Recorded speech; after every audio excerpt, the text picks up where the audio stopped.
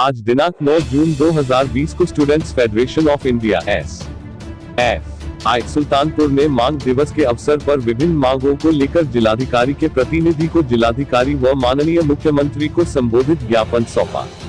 इस मौके पर उपस्थित प्रदेशाध्यक्ष विवेक विक्रम सिंह ने कहा कि वैश्विक महामारी कोविड-19 का असर प्रत्यक्ष रूप से हमारी शिक्षा पर पड़ा है। अकादमिक सत्र बीच में ही रुक जाने से पाठ्यक्रम का एक अच्छा खासा हिस्सा छूट गया। उसकी भरपाई के लिए कुछ संस्थानों ने ऑनलाइन कक्षाओं को एक विकल्प के रूप में लिया, लेकिन सारे विद्यार्थियों तक डिजिटल संसाधनों और अच्छे इंटरनेट की अनुपलब्धता से ऑनलाइन कक्षाएं महज औपचारिकता तक सिमट रह गई। जो संस्थान औपचारिकतावश किसी तरह कुछ कक्षाएं चला भी पाए थे, उनमें भी विद्यार्थियों की उपस्थिति 30 से 40% ही रही। छात्राओं की उपस्थिति और भी कम रही।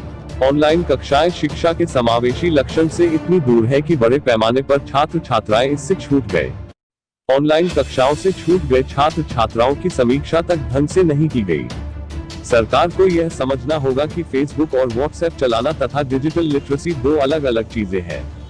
यही वजह है कि आधे से ज्यादा अध्यापक खुद उन प्लेटफॉर्म और एप्लीकेशन का ढंग से इस्तेमाल नहीं कर पा रहे हैं और लिंक भेज कर कक्षाओं की गिनती करने पर मजबूर हैं। इसी पृष्ठभूमि में संस्थानों द्वारा परीक्षा कराने के आदेश भी दिए जा चुके हैं। ऐसे समय में जब संक्रमण अपनी चरम सीमा पर है और शारीरिक दूरी बहुत जरूरी है, ऑफलाइन परीक्षाएं संक्रमण के लिहाज से खतरनाक ही साबित होंगी। ऐसे में सभी छात्रों को अगली कक्षा में प्रमोट किया जाना चाहिए तथा अंतिम वर्ष के छात्रों के लिए कोई वैकल्पिक व्यवस्था सोची जानी चाहिए।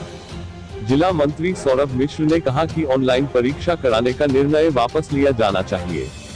कई शिक्षण संस्थाओं द्वारा ऑनलाइन परीक्षाओं के लिए दबाव बनाया जा रहा है। इंटीग्रल यूनिवर्सिटी लखनऊ ने ऑनलाइन परीक्षाओं के लिए टाइम टेबल भी जारी कर दिया है। कई सारे विद्यार्थी अपने गांव में हैं। इन विद्यार्थियों की शिकायत है कि गांवों में इंटरनेट की स्थिति ज्यादा खराब है और बीच में यदि इंटरनेट चला जाता है तो परीक्षा बाधित होगी। ऐसे में ऑनलाइन परीक्षाओं की बाध्यता उन्हें परीक्षा से वंचित ही करेगी।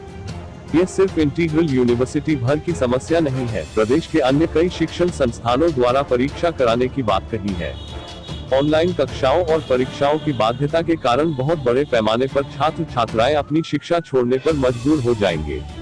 इस समय जब पूरे देश में तालाबंदी लागू थी, निजी विद्यालयों द्वारा बड़े पैमाने पर फीस वसूली का मामला सामने आया है। सरकार की तरफ से भी इस संदर्भ में कोई स्पष्ट आदेश नहीं जारी हुआ, जिससे इन विद्यालयों द्वारा मनमानी की जा रही है। कोरोना के चलते लगभग 15 करोड़ रोजगार खत्म हुए हैं। गेहूं की फसल की उचित दाम पर खरीद न होने से ग्रामीण क्षेत्रों में आर्थिक स्थितियां और भी ज्यादा खराब हुई है।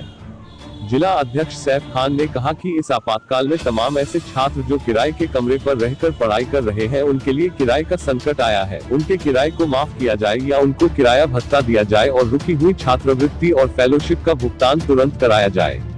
लॉकडाउन के दौरान स्कूलों की 3 महीनों की फीस माफ की जाए। छात्र छात्राओं को अगली कक्षा में प्रोमोट किया जाए। आज के मांग दिवस के कार्यक्रम में फिजिकल डिस्टेंसिंग का पालन करते हुए इस कार्यक्रम में राजीव तिवारी, सलिल धुरिया, सुनील धुरिया, अखंड प्रताप सिंह, ब्रिजेश यादव, पार्थ द्विवेदी समेत दर्जनों साथी मौजूद रहे हैं।